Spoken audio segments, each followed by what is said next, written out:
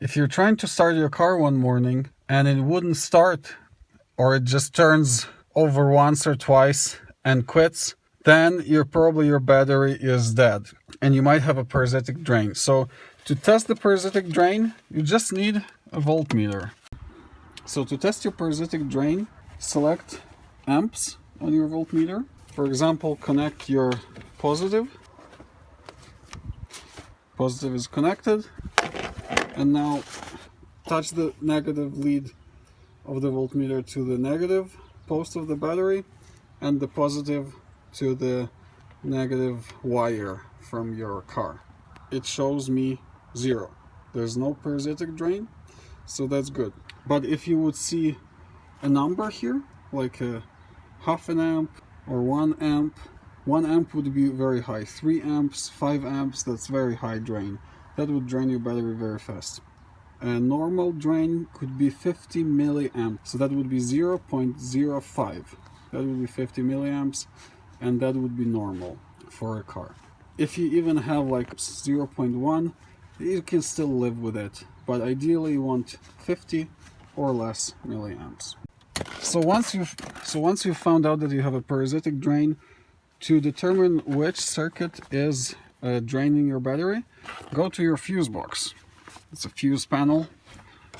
Just open it, and there you go, you have some fuses.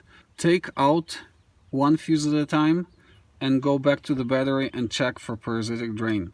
If it disappeared, then that fuse, that circuit, for example, is responsible for the draining, and you can see which fuse corresponds to which circuit here. For example, on a diagram, usually you have a diagram like that on every car. So this is an old Ford F-150, but on every car you would have a fuse panel like that or similar.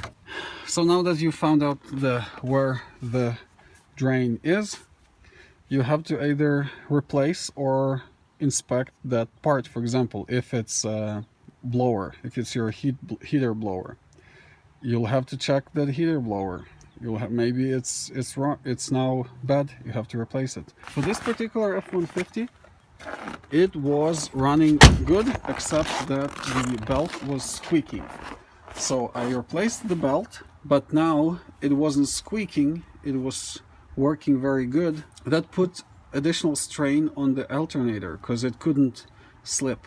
It had to work every time I revved up the engine. So the voltage regulator that's over there went bad, and it was draining my battery. I disconnected it now. There it is. It's called an internal voltage regulator because it's attached to the alternator, and it went bad, and it was draining like 3 to 5 amps. So that's a big drain. So here the solution for me was would be to replace the alternator or just to replace that voltage regulator. This is a bit unusual because you wouldn't find this by unplugging the fuses, but I just know for this model, for this truck, for these trucks from the 80s and 90s, they do have a problem. These Ford's F-150s, this one is a 5-liter EFI V8. These have usually a problem with that voltage regulator, and it's easier just to replace the whole alternator because it costs roughly the same as to buy that regulator. So that's it. I hope it was helpful for you, and please do like and subscribe, and see you in the next one.